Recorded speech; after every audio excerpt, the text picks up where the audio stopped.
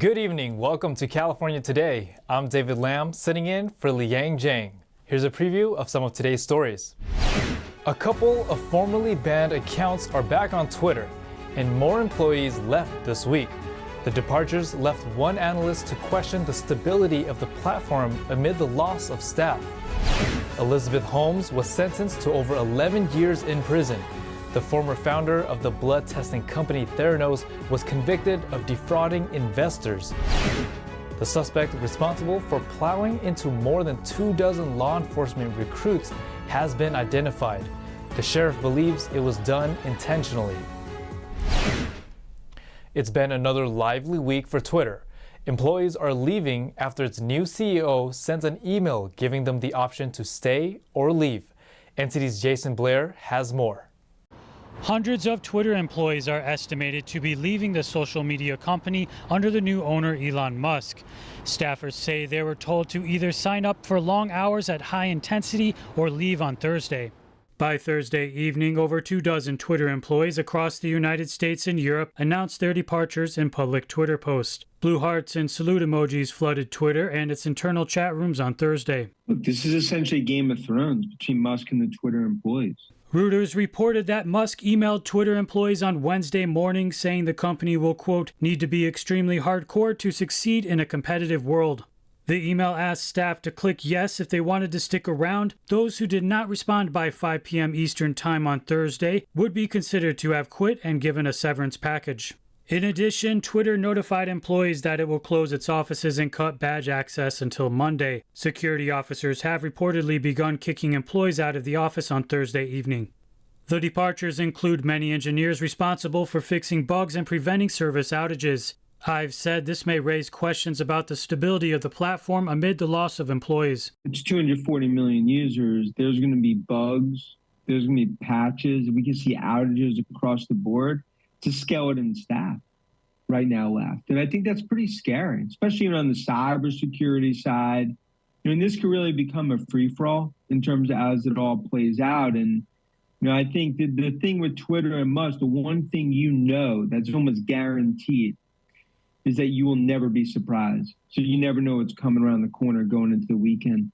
According to website Down Detector, which tracks website and app outages, reports of Twitter outages rose sharply from less than 50 to nearly 2,000 around 7:30 p.m. on Thursday evening. In a tweet, Musk said, "The best people are staying, so I'm not super worried." But as employees are leaving, some previously banned Twitter users are returning. On Friday morning, Musk tweeted that Kathy Griffin, Jordan Peterson, and Babylon Bee have been reinstated. Trump decision has not yet been made.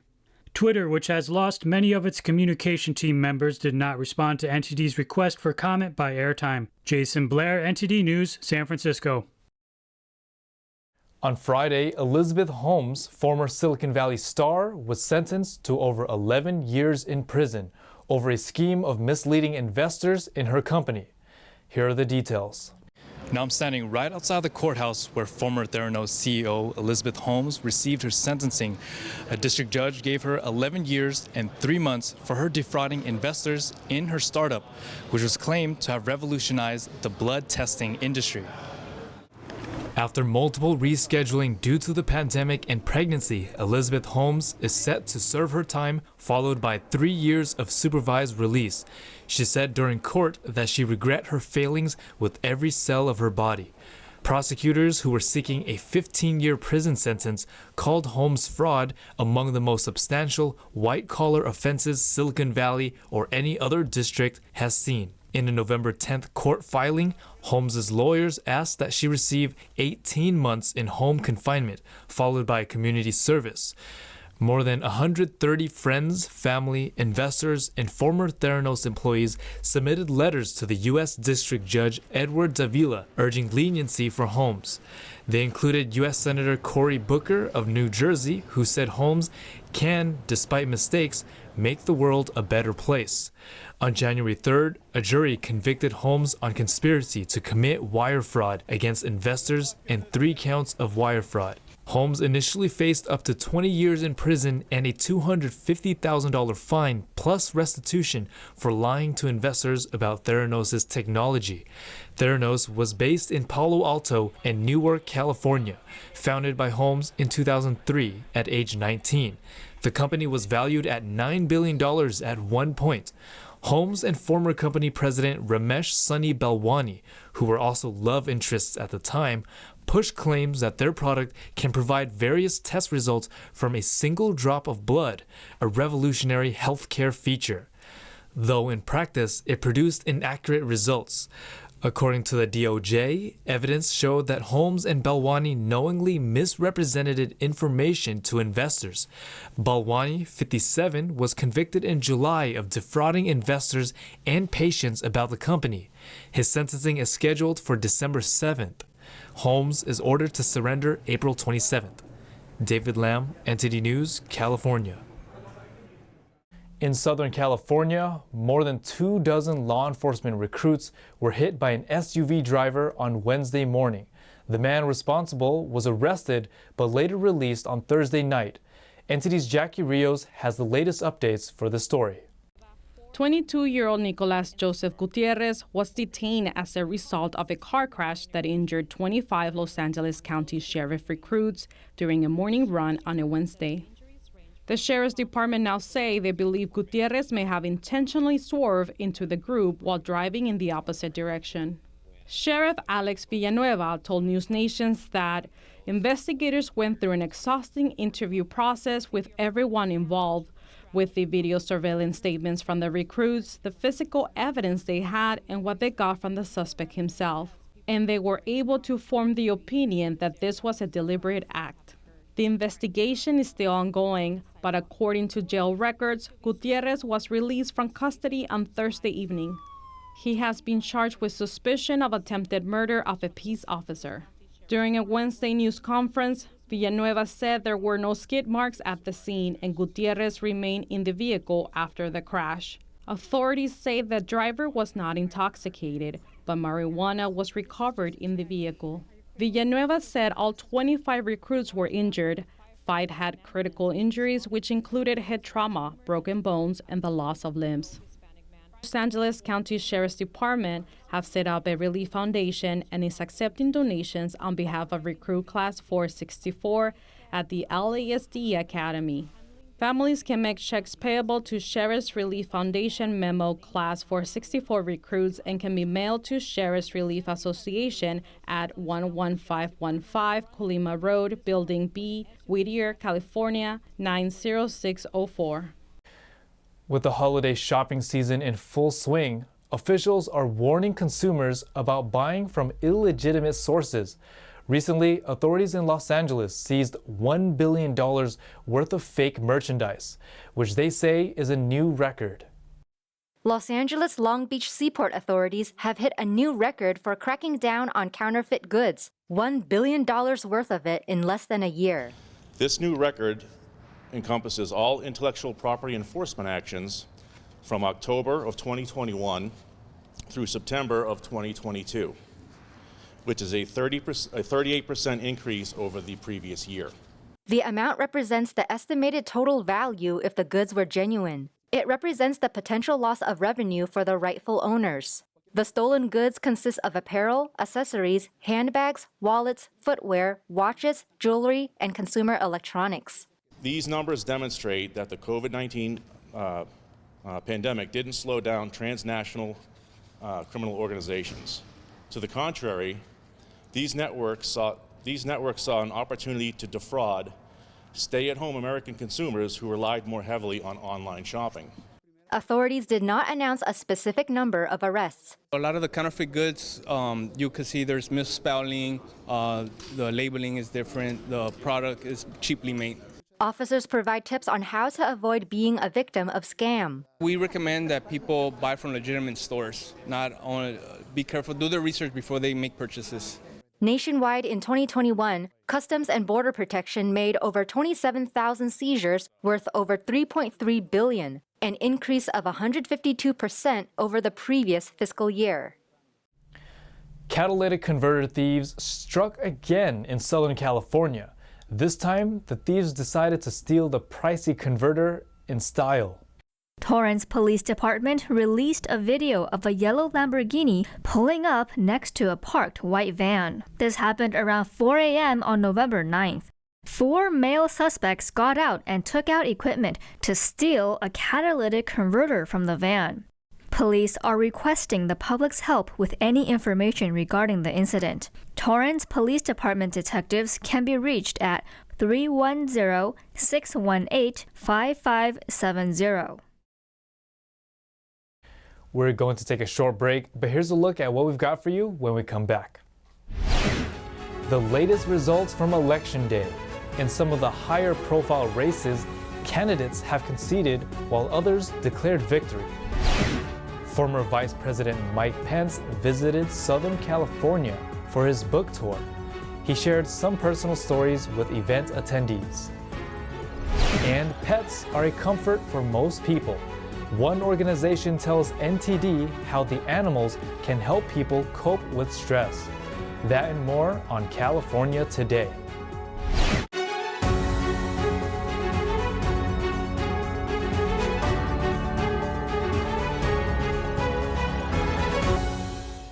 Welcome back to California Today. I'm your host, David Lamb. It's been over a week since Election Day. Here are the results from some of the local races for mayor and county sheriff in the state's largest cities and counties. NTD's Jason Blair has the latest. Los Angeles County Sheriff Alex Villanueva conceded on November 15th and won't be running for a second term. His opponent is former Long Beach Police Chief Robert Luna.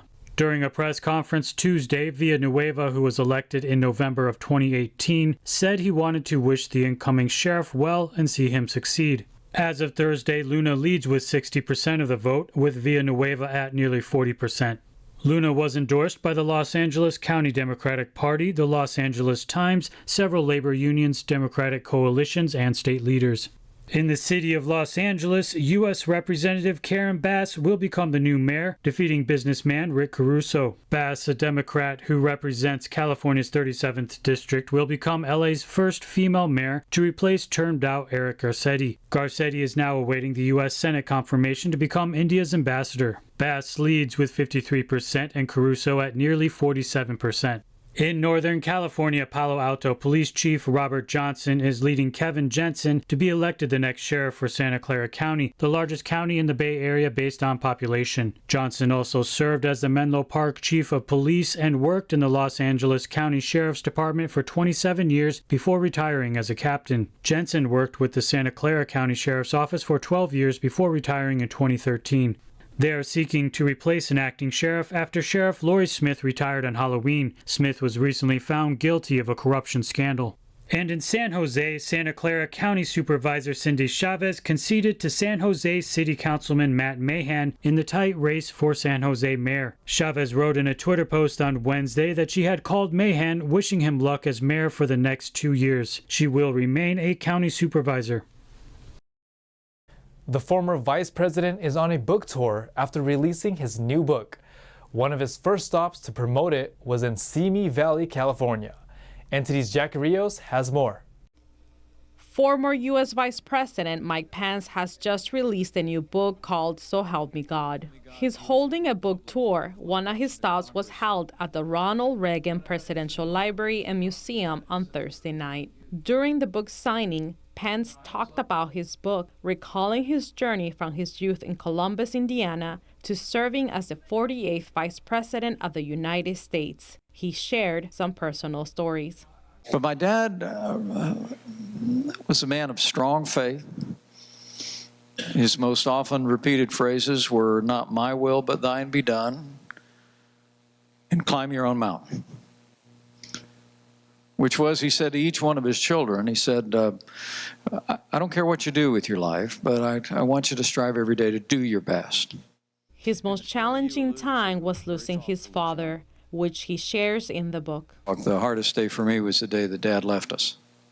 I try and write in the book very candidly about how I worked through that in my faith. I dealt with it. I tried to be candid about growing from it. But for me, that was maybe the greatest challenge. Beyond all public responsibilities I've had and challenges we've had in the public square. There's nothing more important than family. Those in attendance look forward to reading So Help Me God after Pence's speech. I haven't had a chance to read his book yet. I just purchased it. Great book. It looks like it's going to be a great book. I thought his speech was great. I'm really excited to read everything in the book. I don't know yet. I haven't read it yet. It'd be nice. For others, Pence's speech resonated with them. He told the American people to eat dinner together. And that's one thing that has always happened in my household.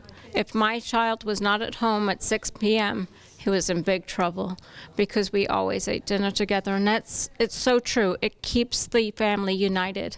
And I think we ought to see more of that in America.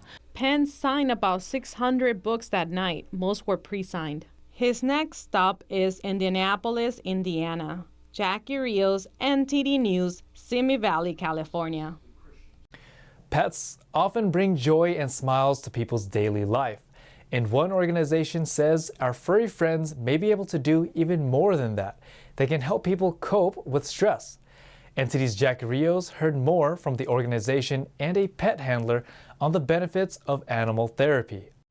The pandemic left a massive impact on people's daily lives as they dealt with new challenges and stressful situations. One way to cope during these challenging times is animal therapy.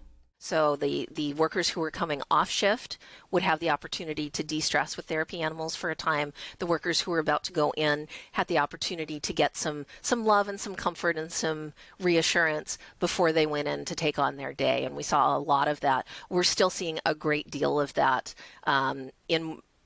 Therapy animal teams are being allowed in more places again now that conditions have changed, but we're still seeing that very strong focus on healthcare workers who have experienced so much stress. Elizabeth Van Avery is the Senior Communications Specialist for Pet Partners, an organization that promotes human health and well-being through the human-animal bond. She explains that pet therapy can help working adults with stress, the heart, and lower blood pressure. During the pandemic, health workers benefited from animal therapy. Van Avery adds that pet therapy can help those who are going through more severe health issues. It can be difficult if you're going through chemo on a regular basis. Chemo is very hard physically and mentally. Having a therapy animal to visit with can help a lot of people feel calmer and more determined about their treatment. And that's one of the reasons we do the work that we do, is to help bring this support to human health and well-being through the bond that people have with animals. When people hear about pet therapy, one might think of dogs or cats, but Pet Partners helps accredit other animals. We register, in addition to dogs, cats, horses and donkeys, primarily the miniature versions, but we do register larger versions, rabbits, guinea pigs, domestic rats, pet rats, the ones that are designed to be pets, parrots and pigeons, miniature pigs, like the pot-bellied pigs, and llamas and alpacas. And we are the only national therapy animal organization that registers this wide a range of animals. According to Van Avery, Pet Partners' largest presence within the U.S. is in Southern California, with over 500 volunteers in the area. This includes the greater Los Angeles area, Orange County, and San Diego. One man became interested in becoming a handler after hearing about Pet Partners. Charles Davis took the training offered by Pet Partners and just recently became certified with his lovely pet parrot named Glory. It's kind of neat because bringing a pet in just kind of relaxes people. It also gives me a chance to teach them a little bit about, about the bird and about Glory and why we call her Glory, because her colors magnify God's glory. He says he and Glory offer support to children who struggle with socializing. And it's kind of interesting because I know that especially with some of the children that I have dealt with before, which are, I'm going to say, learning disabled and have socialization problems, I can really help them out. Animal therapy is not only for a healthcare setting. Pet Partners has seen their volunteers go to places such as airports to help travelers feel more confident about flying. The legal system may also see pets supporting people who are testifying in court cases. Pet Partners believes in utilizing animal therapy as it can benefit people by allowing them to relieve some stress. Jackie Rios, NTD News, Santa Clarita, California. Now we head over to NTD's Thomas Christian for your sports roundup.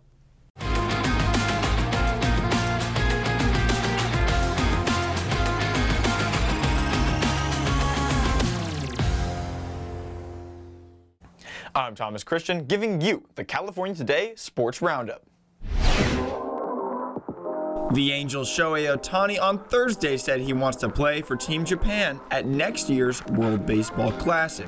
Ohtani took to Instagram to say he has contacted Team Japan manager Hideki Kuriyama of his desire to play in the tournament for the first time in his career.